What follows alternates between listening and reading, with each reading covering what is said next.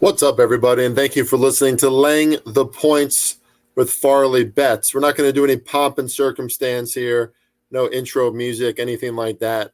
I'm just here to talk to you about what just happened in the NFL week to week. I'm going to try to do these every Sunday night.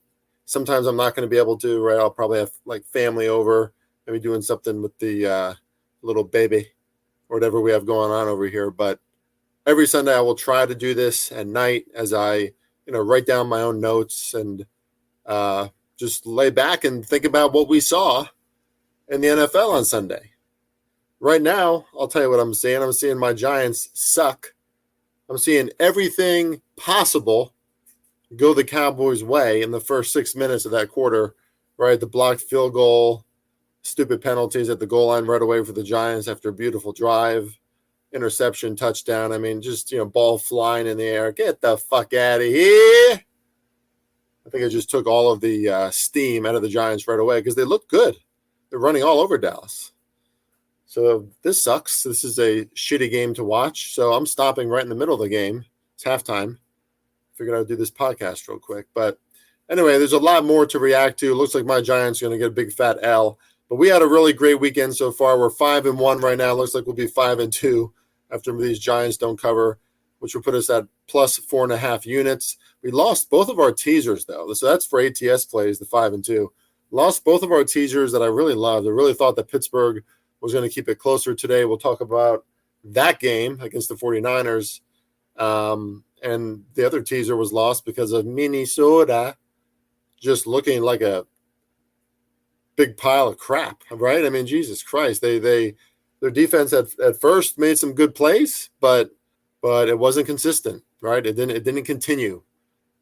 We saw that defense open up holes for an old and crusty Tampa Bay offense led by Baker Mayfield, making Baker Mayfield look like, like I guess the Heisman Trophy winner. So 0-2 on the teasers, 5-2 ATS plays. We got one more play on the mighty Bills coming up, also 1-0 in our parlays. Really good. Looks like we're going to be 3-2 in our DraftKings ATS pool. The DraftKings Millionaire this weekend should have been 4-1 at least, because if you watch that Colts game, they should have covered. I mean, Colts were on the goal line in the final minute, so it would have been a 3-point game at that point. Jaguars get one first down, game's over. Anthony Richardson played well, got injured, had to be removed from the huddle on that final goal line stand. So sucks that the Colts didn't cover because, I mean, they were leading right like into the fourth quarter.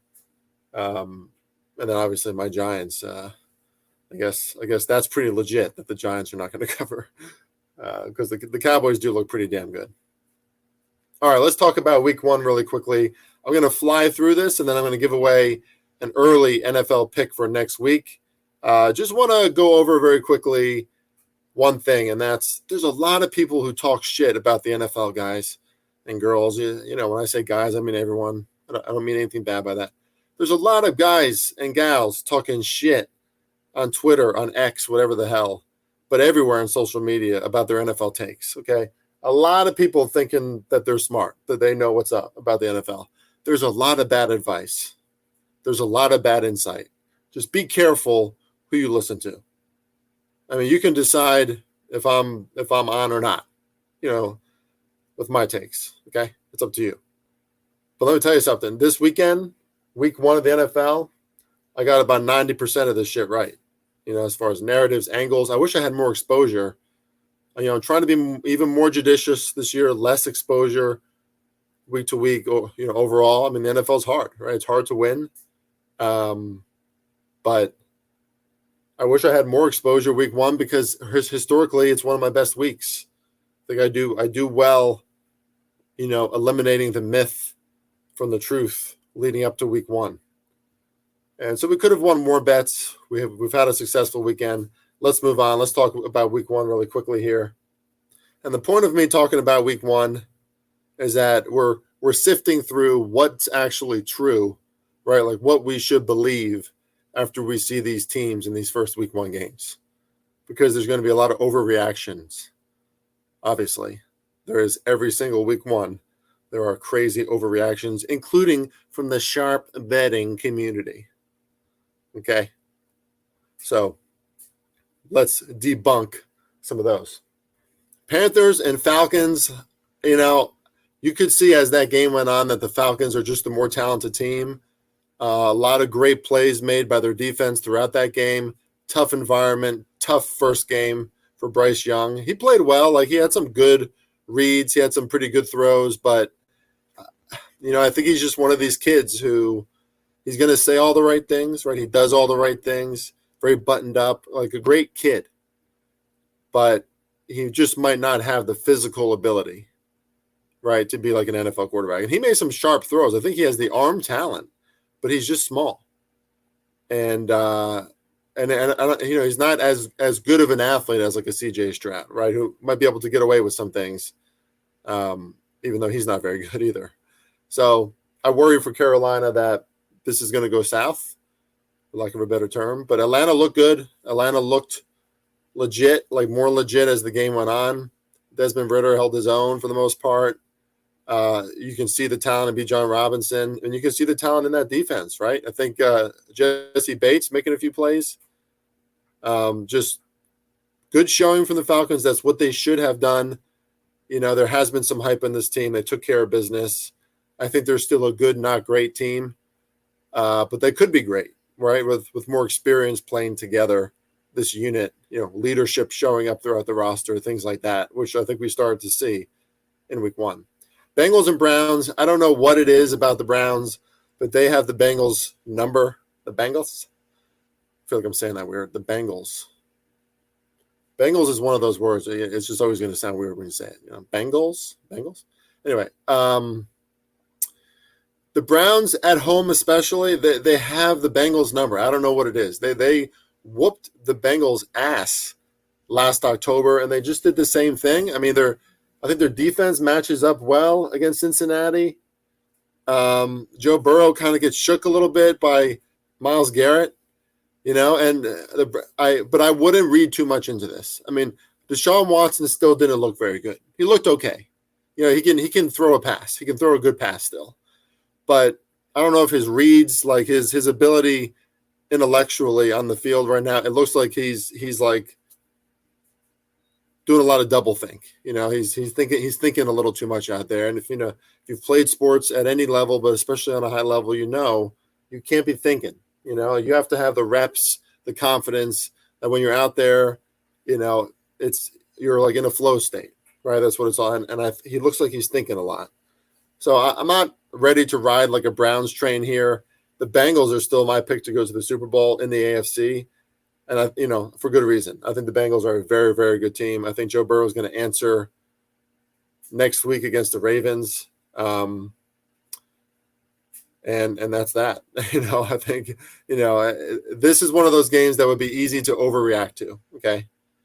And I caution you to think a little bit less about the Browns and remember what Joe Burrow has done in the playoffs against the Bills.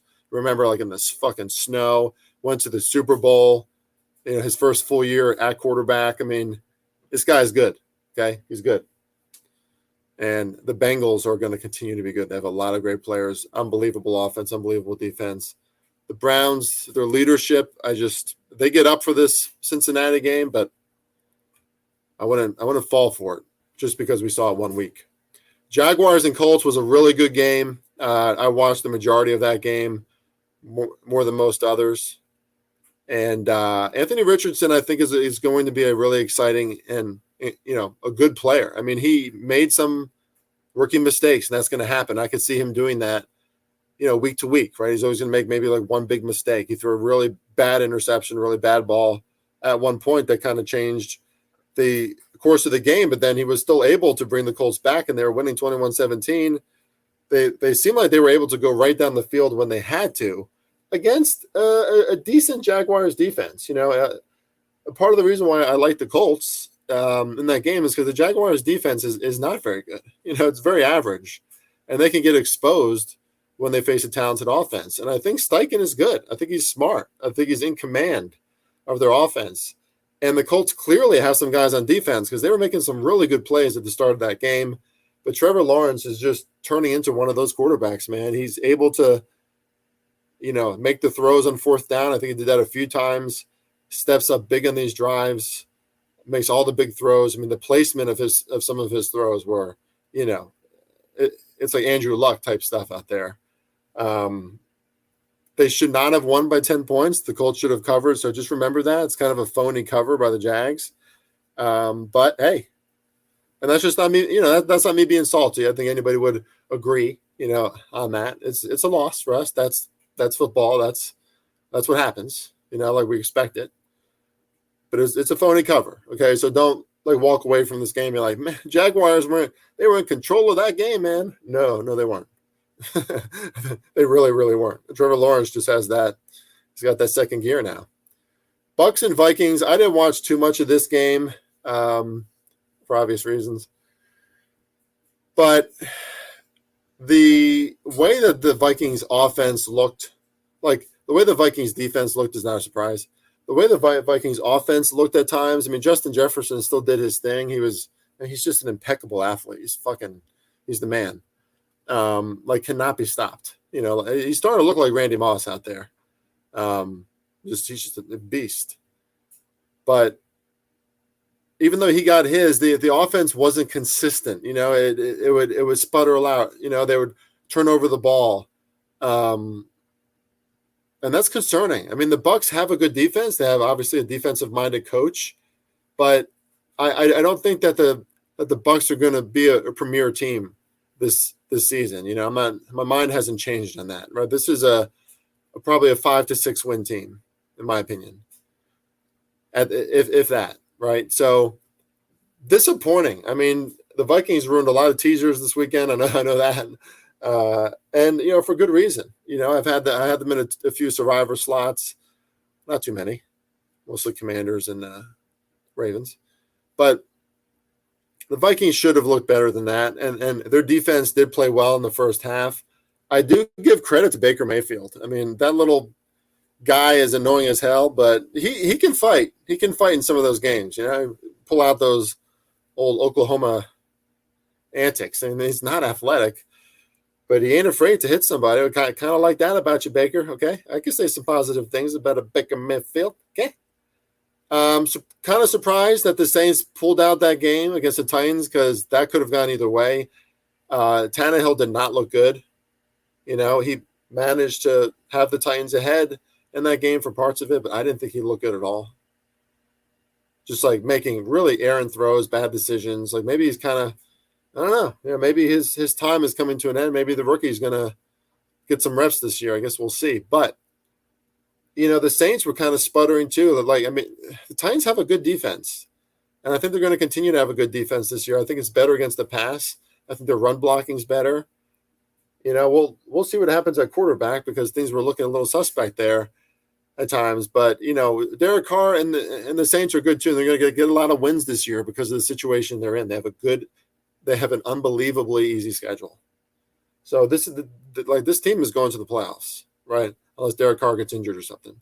So this is a good team. This is a good program, but the Titans are too. And the Titans could have easily won that game. But I don't think these two teams are too far apart as far as, power ratings go. 49ers, Steelers. 49ers really made a statement. This game is kind of like the Giants game where this is the premier game that you could really overthink. You could really overreact to. Okay. The 49ers are that damn good. That team is loaded. You saw their talent. I mean, their defensive talent. The Steelers could not do anything against that 49er defense for stretches in the first half. I think they had negative yardage heading into the second quarter or something like that. Dude, the 49ers are for real. Make no mistake about it. But the Steelers aren't this bad either.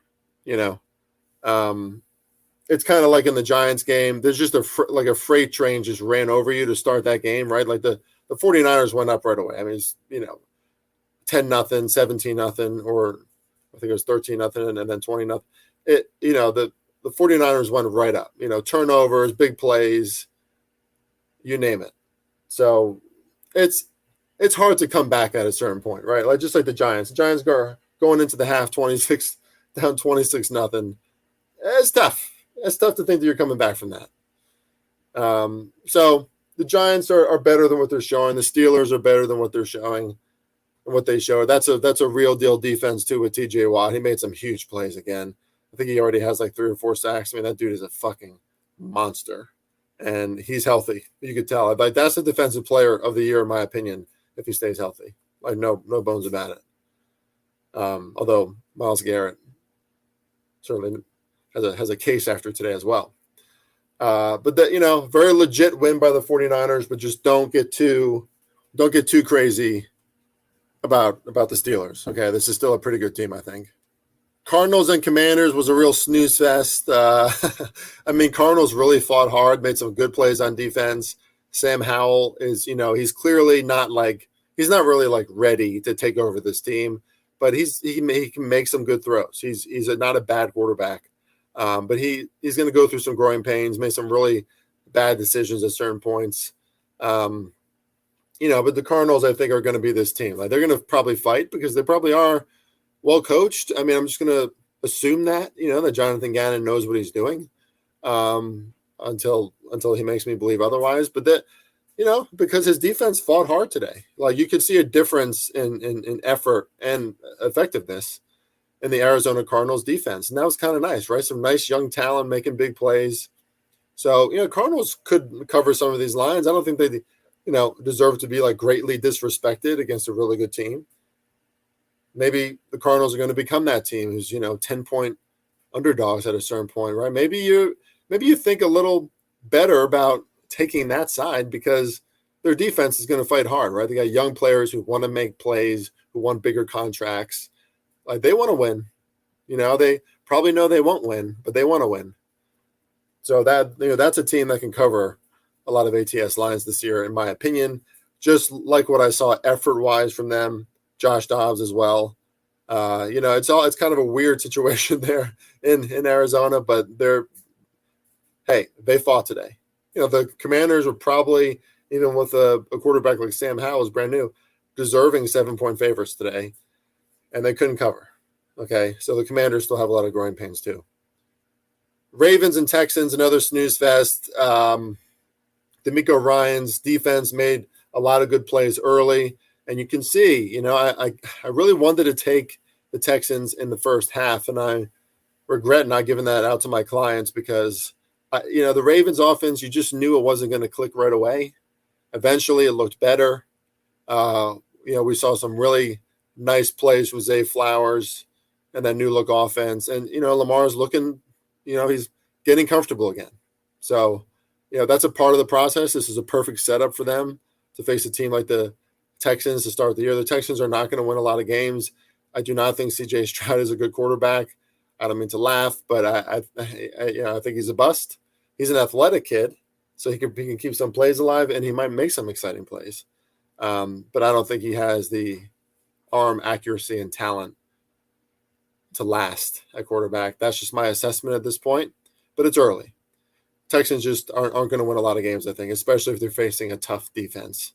Packers, Bears, and I told you so here. I talked about it a lot in last week's podcast. Jordan Love looked pretty damn good, guys. Did not make a mistake. 3 touchdowns, efficient. The Packers' offensive line was very good. Aaron Jones was running all over the Bears. I know because I have him in a little daily fantasy lineup. And the Bears are still that team. And Justin Fields is still that player where if they get behind in a game, he ain't going to be able to throw them back into a victory. He is an unbelievable athlete, and he's a decent thrower of the football.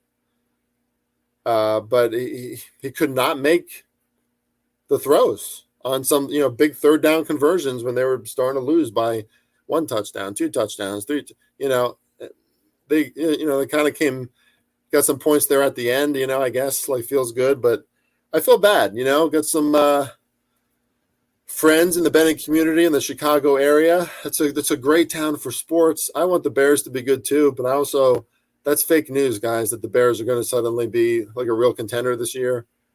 You got to have a quarterback who can make those throws. Sorry.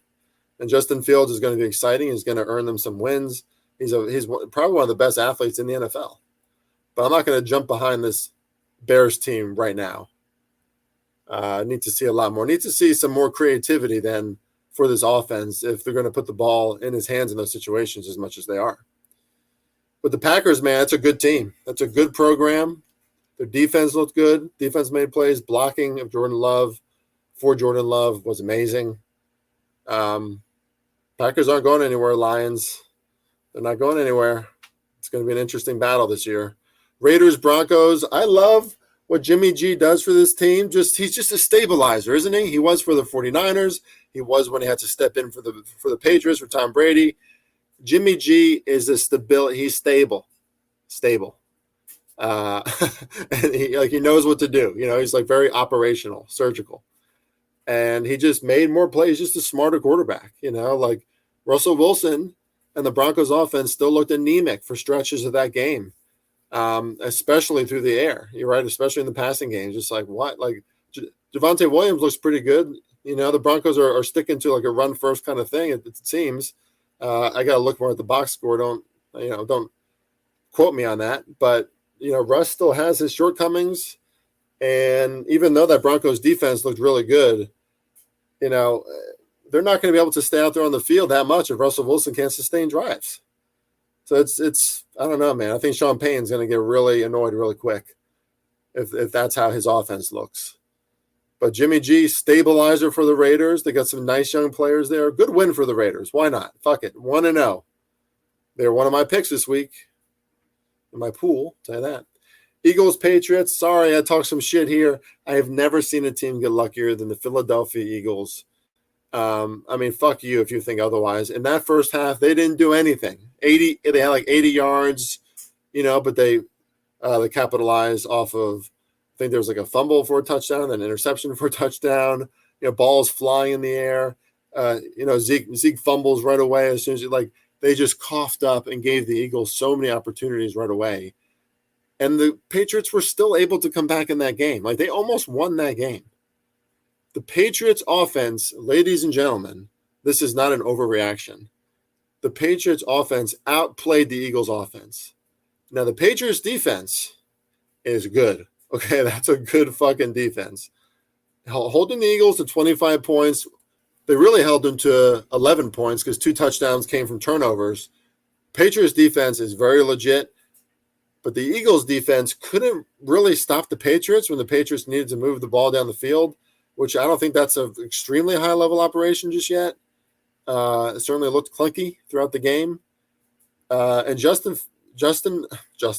Jalen Hurts and the Eagles offense could not move down and I know a part of that is because of the Patriots defense. Like I think the Eagles are going to wallop the Vikings next week. Like that's a great teaser leg in my opinion. I think the Eagles are going to fucking pound the Vikings next week. They just match up so well against the Vikings, but they didn't look very good on offense. And Shane Steichen, I think he's a real difference maker. I don't think that Nick Sirianni knows what he's doing offensively, even close to the same level that Shane Steichen and the Colts, who, let's face it, look surprisingly good out the gate. Right? Which that was one of my takes. Sorry. Right about a lot of shit this weekend. We'll see about next week, but just saying. Shane Steichen's pretty good at what he does. And I think his loss is already being felt there a little bit. Jalen Hurts having to do a little too much on some of those drives, right? Having to really sustain things for the Eagles, having to overcompensate for just some lack of chemistry, fluidity out there, right? Guys weren't open. Again, Patriots defense. But the Eagles offensive last year against that defense, I think they look better. I'll put it that way. So Eagles didn't really impress me, even though they won. I know people are going to say I'm a homer. Like, watch the fucking game, okay? I'm just telling you exactly what happened. Dolphins, Chargers.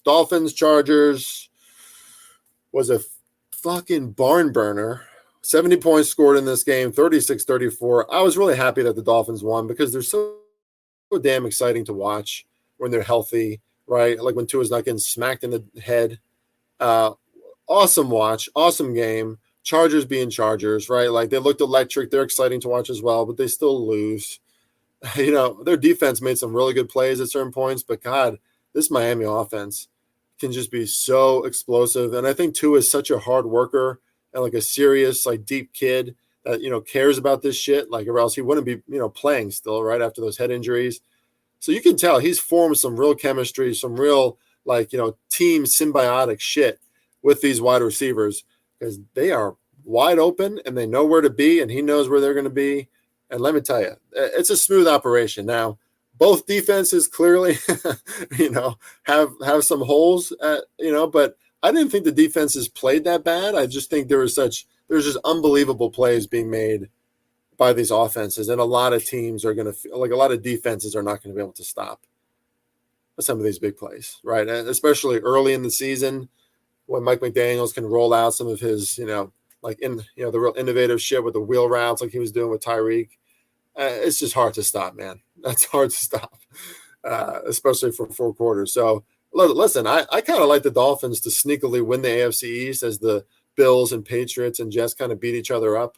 If the Dolphins can outpace you, which they're going to be able to outpace a lot of teams if Tua stays healthy and everybody stays healthy, dangerous team. I need to see more, obviously, because it's the Chargers, but Miami looks dangerous. Chargers, their defense looks so much better at certain points, but you gotta get even better than that, right? Like the defense still gives up way too many points. Justin Herbert is still having to be a magician a little bit too much. It's just the same old shit. Like nothing changes. Kellen Moore, what? The offense looked great, but I mean, it shouldn't be on the offense as much as it consistently is. Finally, the Rams and the Seahawks. I got to watch a good deal of this game. The Rams played really hard. I mean, really hard on defense, especially. Seahawks just could not move the ball on this team. Looked like they were just one step ahead of the Seahawks offense. Geno couldn't find open guys. Kudos to the Rams. I mean, that was one of my favorite bets heading into week 1. It was a 2-unit play for us. I wanted to do 3. I gave the pick out like July because it's too much. This is a divisional game. You got to take that many points. But to see what the Rams did, I didn't think they were going to win. That was pretty impressive. Matthew Stafford can still kind of sling it. He looked pretty good, guys. And they didn't even have Cooper Kupp out there. I mean, if their defense, which has some young, nice players, okay, if their defense can just be competitive, this is a team. This is not a team who's going to go deep in the playoffs, I don't think, but this is a good team. I think, like, if you have like a 0 to 100 power rating scale, if you got the Rams at like 68, something like that, and maybe you bump them up to 72, 73, I don't know why I said that with such an accent. That's 72. 73. But, I mean, this isn't that bad of an operation. And I don't think that's a fluke. I think the Seahawks were ready to go. They're a well-coached team. They're at home. That's a tough game to win. It's a tough game to come out and look that effective, especially how they came out in the second half, right? I mean, they really, took the game over. Seahawks did not score in the second half. Very impressive. Love that we hit that bet. Is one of my selections across all my pools. Seahawks will be okay, I think, but I wasn't really high on the Seahawks. Everyone's talking, Geno kind of proved at the end of last season that he's still quite vulnerable in a lot of ways. Has tendencies, I think, that defenses can read. Somewhat beyond me, but defenses have adjusted. And Geno hasn't looked that good since. And that it's just a fact. And that happened, like week 10 of the last NFL season. Really against the Bucs is when you started to see the tide turn a little bit. So, it's a decent Seahawks team, but I absolutely don't think that they're better than the Rams after today. I think those are 2 pretty evenly matched teams. Like, I don't think in week 9, like whenever they face each other again, I don't think we're going to be like, oh, wow, that was a fluke, huh? Week 1, huh? No, I think the Rams are going to be pretty good. I think the Seahawks are pretty good. Speaking of the Seahawks, that is my free early pick for week 2. Seahawks are plus 5.5 at Detroit.